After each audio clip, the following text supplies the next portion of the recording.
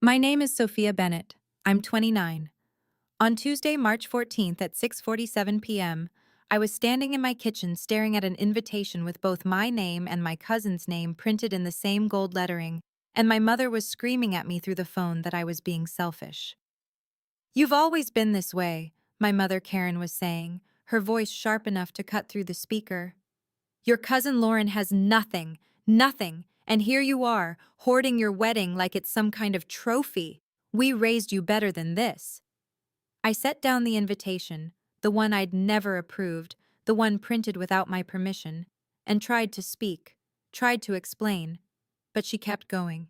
"Patricia and I have already sent out 150 invitations. The venue is booked. Lauren's dress is being altered. Do you have any idea how humiliating it is for us to call everyone back and say that our daughter is too selfish to share her special day with her own cousin?" "Mom, I didn't—" "You didn't what? Think about anyone but yourself? We know. We've always known." I closed my eyes. This wasn't new. This feeling of being the villain in someone else's story, of being blamed for not being grateful enough, not generous enough, not enough. This was the shape of my whole life. But this was different. This was my wedding day. The one thing I'd saved for since I was 23 years old. And they'd already given it away without asking. Before I go on, if stories about standing up for yourself mean something to you, please hit like and subscribe and tell me in the comments where you're watching from right now and what time is it there. I'm genuinely curious. Let me take you back 7 years.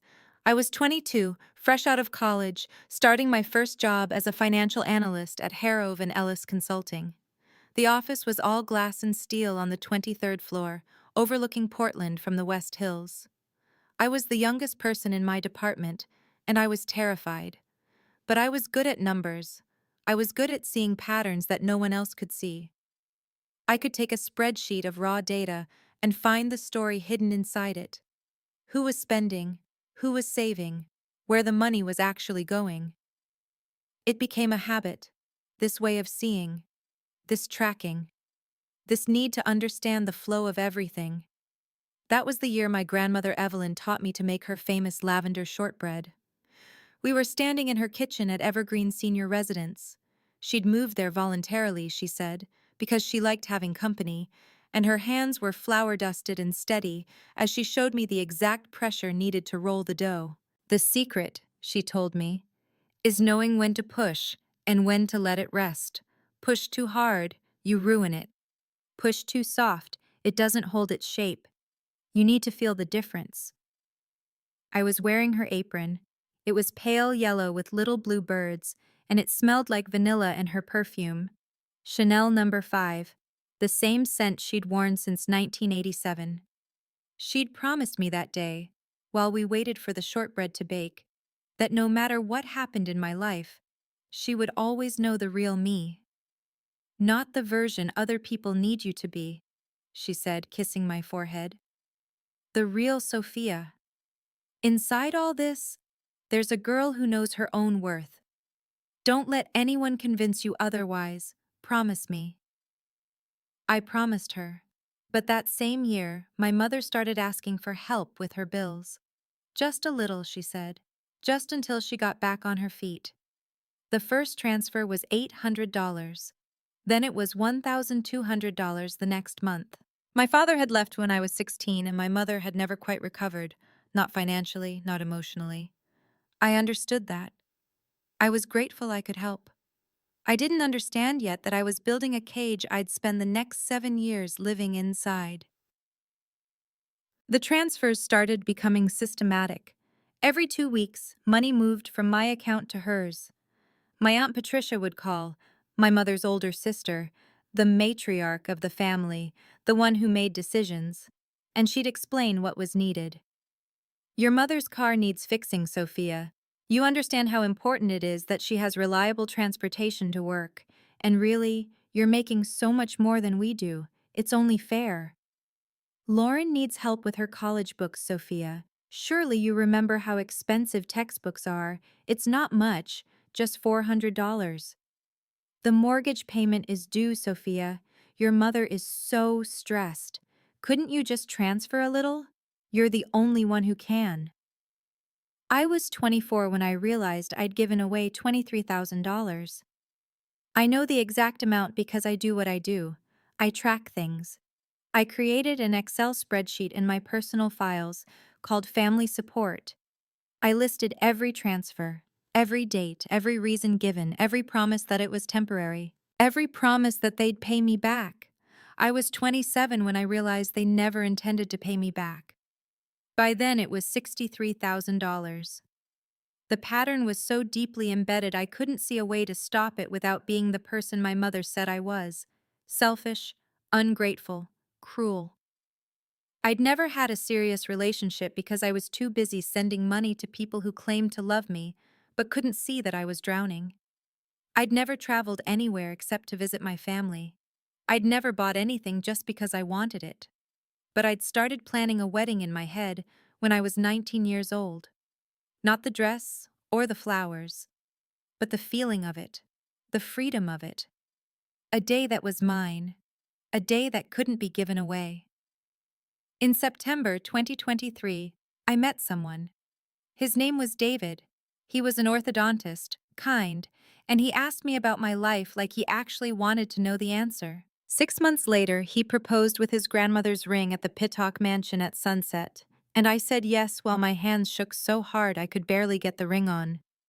For the first time in 7 years, I felt like something good was actually mine. I started researching venues in July. I visited Evergreen Manor Ballroom on a Tuesday afternoon, and I knew. The wooden beams, the light through the tall windows, the way the space made you feel like anything was possible. I put down my deposit, $14,000 of the money I'd been saving since I was 23. The ceremony would be on November 10th, exactly 2 days before my 30th birthday. Me. Just me. I called my mother to tell her. "That's wonderful, sweetheart," she said, and I could hear Patricia in the background saying something. "We're so happy for you.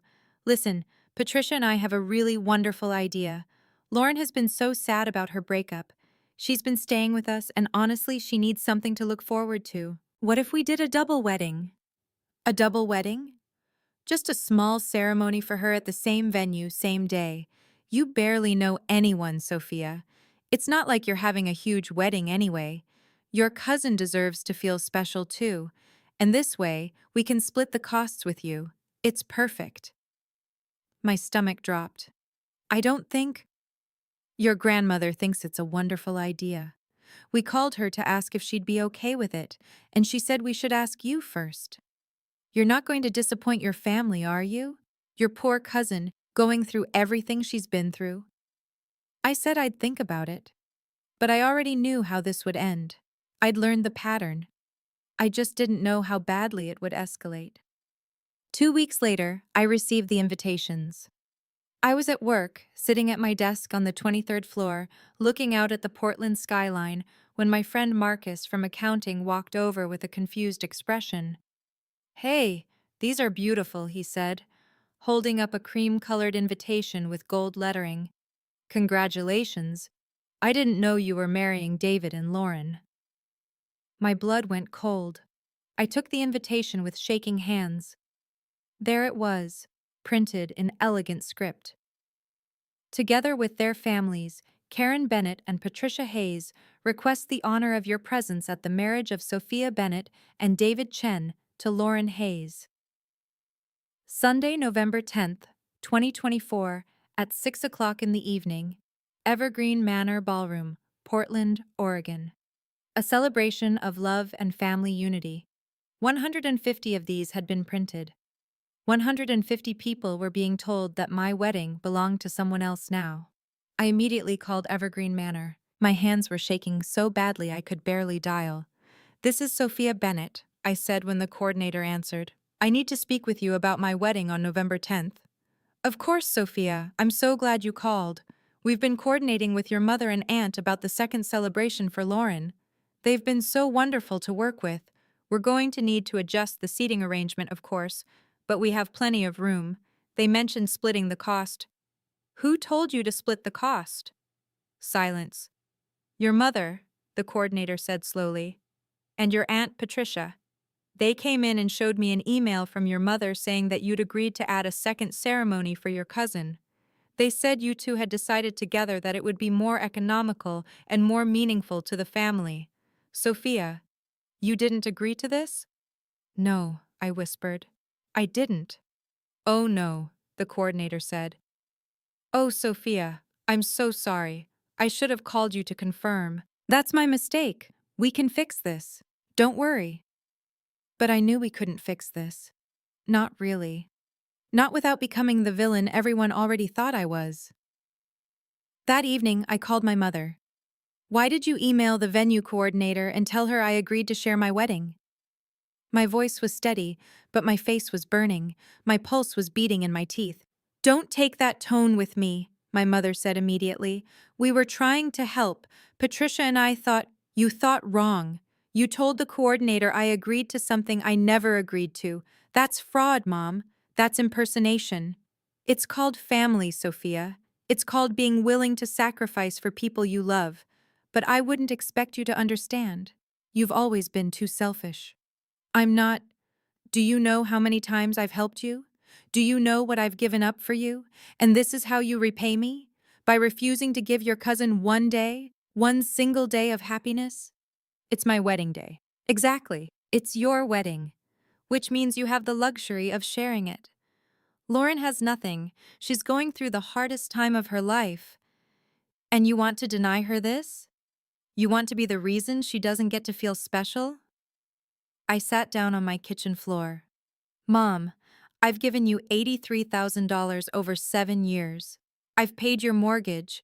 I've paid for your car repairs. I've paid for vacations. I've paid for everything, and you've never once thanked me. You've never once asked if I was okay. You've never once cared about what I needed. And now you want my wedding day too. Silence. Then, you're exaggerating. I have receipts, I said quietly. I have an Excel spreadsheet. I have bank transfer confirmations. I have Venmo screenshots. I have text messages where you asked. I have everything, Mom. And you owe me $83,247. Sophia, her voice changed, became colder. If you push this, if you humiliate this family, you will regret it. You will be alone. I promise you that. Your relatives will never forgive you. Lauren will never forgive you. And you'll spend the rest of your life knowing that you chose money over family. I didn't respond. She hung up. The next 3 weeks were the longest of my life. I went to work. I did my job. I analyzed spreadsheets and found patterns in other people's financial data, all while my own life was collapsing. My mother stopped calling. My aunt called once, her voice dripping with disappointment, to tell me that everyone was very disappointed in my behavior. My cousin Lauren didn't call. But I heard through a mutual friend that Lauren had told people I was jealous of her happiness and too bitter to deserve a real love story. None of them were wrong exactly. Not in the way they meant it. I was bitter. I was jealous. Not of Lauren, but of the person I might have been if I'd learned to say no earlier. The invitations stayed on coffee tables in homes all over Portland. Nobody called to apologize. Nobody called to ask my side. The narrative was already set. I was the villain. Selfish, cold. The kind of daughter who tracks money like an accountant instead of giving like a mother's child should receive. I went to see my grandmother Evelyn on a Thursday afternoon. She was sitting in her room at the residence, looking out the window at the October rain. She was 84 now, tiny and bird-like, but her mind was sharp as a blade. When I walked in, she turned and immediately asked, "Are you happy about any of this?" It wasn't, "Are you okay?" or "What can I do?" or even, "I'm sorry they did this to you." She asked if I was happy. I burst into tears right there in her room, with the pale yellow walls and the little watercolor paintings of her garden. She held my hand, her skin papery and warm, and didn't say another word. She just held my hand while I cried, and I felt for the first time in months like someone actually saw me. "I'm going to fix this," she said finally. "Not the way they fix things. The way I fix things. With proof. With truth.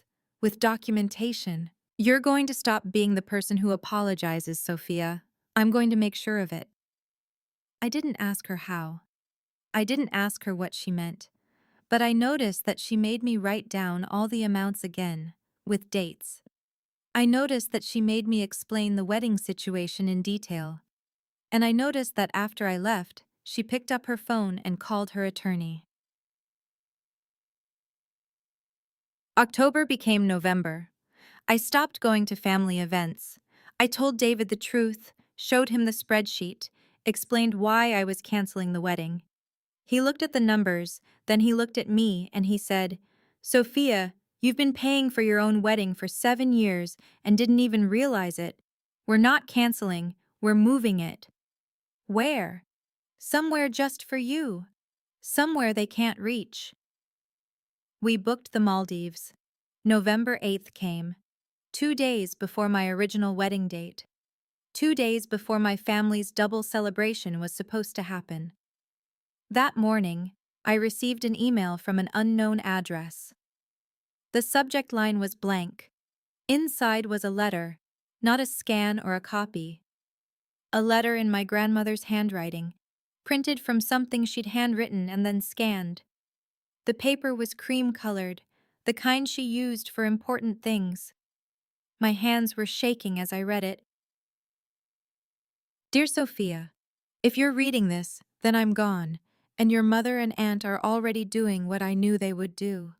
I'm sorry I couldn't protect you while I was alive. I tried, sweetheart, but Karen doesn't hear reason. She only hears what she wants to hear. Patricia doesn't care about facts. She only cares about control. And your cousin Lauren? She's been raised to believe that anything she wants is her right. Do you remember the day we made lavender shortbread? You were wearing my yellow apron with the blue birds. You promised me you'd never let anyone convince you that your worth depended on what you could give them.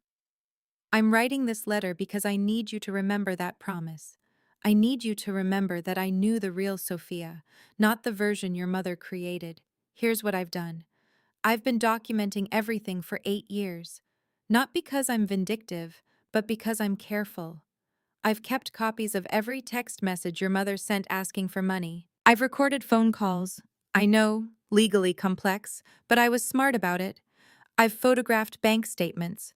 I've written down dates and amounts in a ledger I've kept in a safe deposit box. More importantly, I've gathered witness statements from 3 people who heard your mother and Patricia discussing the financial arrangement with you. They were all horrified, Sophia. They've all said they'd testify if needed.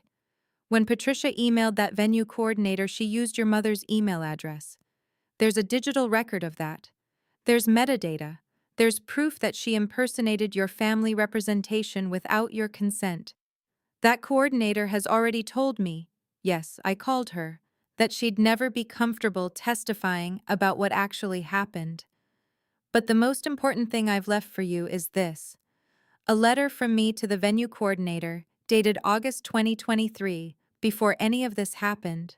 In it, I state clearly that you are my granddaughter, that I know of no reason why anyone should be authorized to make decisions about your wedding except for you, and that I'm providing her with my contact information should anyone else ever claim to represent you.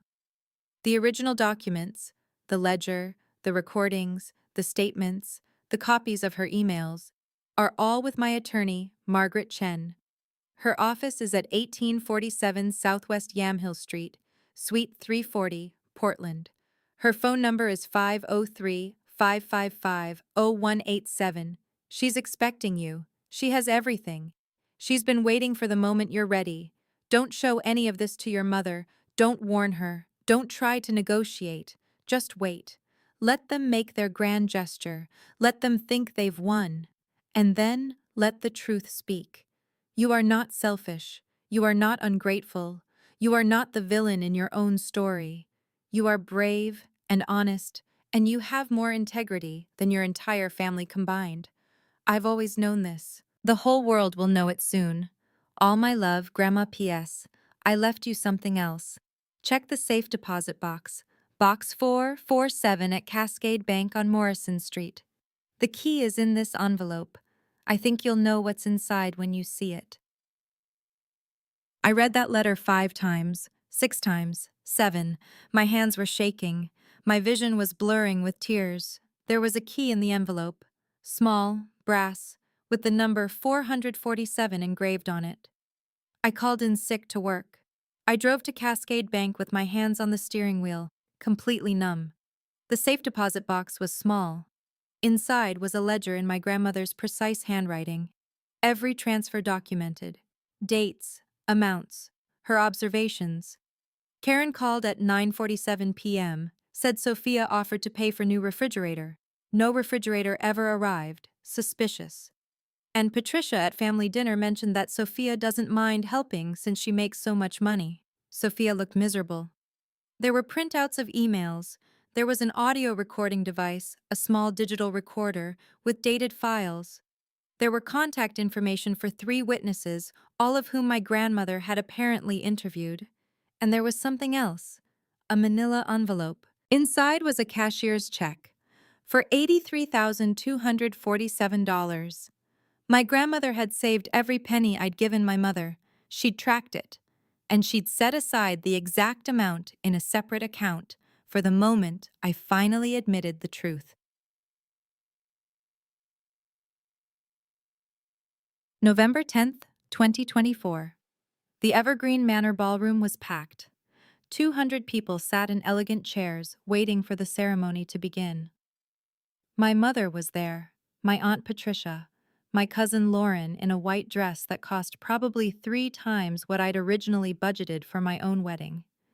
None of them knew that the venue coordinator had already received Margaret Chen's legal letter, dated November 9th at 11:47 p.m., stating that my grandmother's estate was contesting the unauthorized addition to Sophia Bennett's wedding contract, and that per clause 7.2 of the original contract, any modifications required written consent from the primary lessee, me, and that no such consent existed. None of them knew that the ceremony was legally dissolved. None of them knew what was about to happen. My Aunt Patricia stood at the microphone. She looked radiant, certain, like someone who had never once considered that her version of reality might not be the only version. "I'd like to raise a toast to our 2 brides," she announced, her voice warm and proud. "To Sophia and Lauren, who've put their love for family above everything else, who've understood that the best celebrations are the ones we share." That's when the coordinator walked over and whispered something in her ear. I watched from the back of the ballroom. I'd been waiting there, watching, as my aunt's face changed. The color drained. Her hand holding the microphone dropped slightly. "What?" she said. The coordinator spoke quietly. I couldn't hear it, but I could read the shape of it in the coordinator's lips. Contract Clause 7.2. Any modifications require written consent from primary lessee. I received notification last night. The modified ceremony is void. My mother stood up. "What's happening?" she called out. The coordinator turned to the room. "I apologize, everyone. There's been a contractual issue. The ceremony needs to be postponed while we clarify some documentation." That's when I walked forward. I was wearing a simple black dress. I had my laptop with me. My phone was in my hand. The room went silent. I set up my laptop on the coordinator's stand, right next to the microphone. I opened the spreadsheet, the 14-page Excel document that had consumed 7 years of my life. Every transfer, every date, every promise. Then I opened my messages and sent the screenshot to my family group chat, the one with my mother, my aunt, my cousin, and 12 other relatives. The document, all of it. "This spreadsheet," I said, my voice steady and calm, "documents $83,247 in transfers from my account to my mother's account between 2017 and 2024. I have bank confirmations. I have Venmo records. I have text message threads. I have call logs. I have everything." My mother's face turned red. "Sophia, this is not the time." "This," I continued, is the email your mother sent to this venue coordinator, claiming to represent me, claiming I'd agreed to share my wedding with my cousin. I did not agree. I was never asked. This is fraud. This is impersonation. And this venue coordinator has already informed me that this double wedding ceremony was legally dissolved last night per contract clause 7.2. I clicked to the next document. This is a letter from my grandmother, Evelyn Bennett, documenting your pattern of financial coercion. This is an audio recording of a conversation where you discussed my willingness to help while I was allegedly in debt and unable to afford basic expenses. This is a statement from a family friend willing to testify that she heard you planning how to manage my finances without my knowledge. The room was completely silent now. And this, I said, holding up the final document, is a cashier's check for $83,247 that my grandmother set aside because she believed in documentation. She believed in proof. She believed that love shouldn't require silence. I turned to my mother. I'm not here for revenge. I'm not here to humiliate you, though I understand why it feels that way. I'm here because your actions weren't a symptom of love. They were a symptom of something else entirely. And I can't protect you from the consequences of that anymore. My mother tried to speak. Her mouth opened and closed. Patricia had her hand on her arm, but Patricia wasn't defending anyone. Patricia was looking at the spreadsheet on the laptop, and I could see it on her face, the moment she realized that every email, every phone call, every "let me talk to Sophia about this conversation" had been documented by a 90-year-old woman in a senior residence. What are you going to do? My mother finally whispered. I'm going to the Maldives, I said. My wedding is tomorrow, it's private. It's just me and David and the people who actually love me. And you're not invited. I shut the laptop. I walked to the door. Behind me, I heard my cousin Lauren start to cry. I heard people murmuring. I heard my Aunt Patricia say something harsh to my mother. Something about, if you'd just been honest, if you'd just admitted what you were doing, none of this would have happened. I didn't look back. Okay. My wedding in the Maldives was on November 11th, 2024. There were 12 guests. My best friend Marcus came. David's parents came. My grandmother Evelyn came, and she wore the pale yellow apron over her dress. Yes, she wore it over her dress, because she said she wanted to carry something beautiful and familiar, while watching me finally claim something that was completely mine. We were married at sunset on a private beach. The water was the color of a promise. My grandmother held my hand as I walked down the sand, and she whispered, "There you are. There's my Sophia." The ceremony took 8 minutes. There were no speeches about family obligation, no toasts about sacrifice, just David and me, and words we'd written ourselves, and a ring that was exactly what I'd chosen without asking anyone's permission. Afterwards, my grandmother and I sat on the beach while the sun disappeared and the stars came out. What happens now? I asked her. Now, she said, your mother calls her attorney. Your Aunt Patricia probably calls her attorney. Your cousin realizes that her wedding dress was paid for with your money, and that's going to make her very uncomfortable for quite some time. And you live your life, the one you actually want, the one they couldn't give you and couldn't take from you. Will they apologize? Some people don't know how. Some people are too invested in their version of reality to admit when they're wrong. But that's not your problem to solve anymore, Sophia. You solved it. You just didn't solve it the way they wanted you to. 3 months later, I was sitting in my new apartment, a 1-bedroom in Northwest Portland with a window box where I was growing lavender, when my mother called. It was the first time I'd heard her voice since November 10th. I've been thinking about what you did, she said. No hello, no apology, just, I've been thinking about what you did. Okay, I said. I didn't understand at the time, but I understand now. You were protecting yourself. You were documenting everything because you were scared that we'd taken advantage of you. Yes, I said, I was.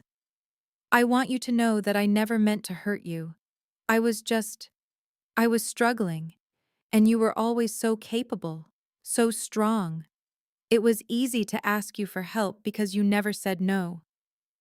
That doesn't make it okay, I said quietly. I know. I know it doesn't. I'm trying to say, I'm trying to apologize.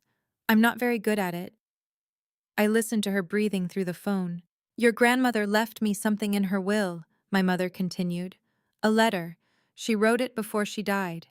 In the letter, she told me that she loved me and that she knew I was doing the best I could, and that she was sorry she couldn't help me in a way that didn't hurt you. And she said that the money she gave you, the $83,247, that was always meant to be yours. A gift, not a debt I owed her. A gift she was giving you so that you'd know what actual love looks like. My eyes filled with tears. She also said, my mother continued, that she expected me to find my own way to apologize, and that if I didn't, she hoped you'd understand that was because of her limitations, not yours.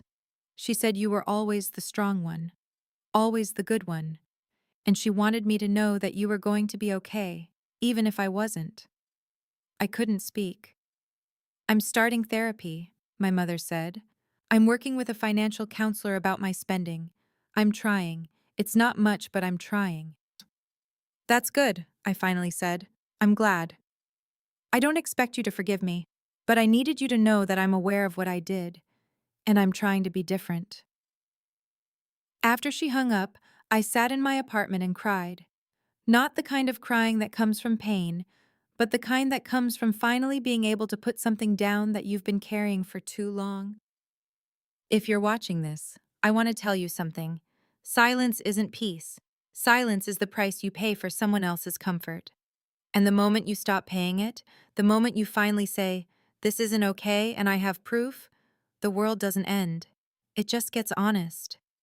My grandmother couldn't protect me from the pain of being taken advantage of, but she could document it. She could gather evidence. She could prepare me to protect myself. And there's something incredibly powerful about a person who loves you enough to do that kind of unglamorous, boring, meticulous work. She's been gone for 6 months now. She passed in her sleep at the residence, with her hand on a photo of me in my wedding dress. I visit her grave every week. It's at Riverview Cemetery, underneath a cherry tree that blooms pink in the spring. I bring flowers, usually lavender, because of the shortbread, because of the apron, because of every promise she kept. And I tell her about my week. Last week, I was promoted to senior financial analyst at Harrow and Ellis. I didn't have to apply. My manager just called me in and said, "You have an incredible ability to see patterns others miss. We want you running a team." The week before that, David and I looked at houses. There's one on Hawthorne Street with a big garden. We're making an offer. I have a cat named Star, because even though my grandmother couldn't name the accomplishment, she always knew it was coming. And every time I make lavender shortbread, I wear her yellow apron with the blue birds. And I remember, the real Sophia, the one she knew all along, she was worth protecting all this time. If you've ever had to walk away from someone you love to protect yourself, type "I walked away" in the comments. Or if you chose to stay and fight for your boundaries, type "I stayed and fought." Both are brave. Both are valid. If this story meant something to you, check the description for more stories just like this one. Stories about people who finally got tired of being silent. Thank you for being here. Thank you for listening. Thank you for reminding me that Grandma Evelyn was right. The real stories, the true ones, they're the ones where love actually shows up with documentation and patience and time.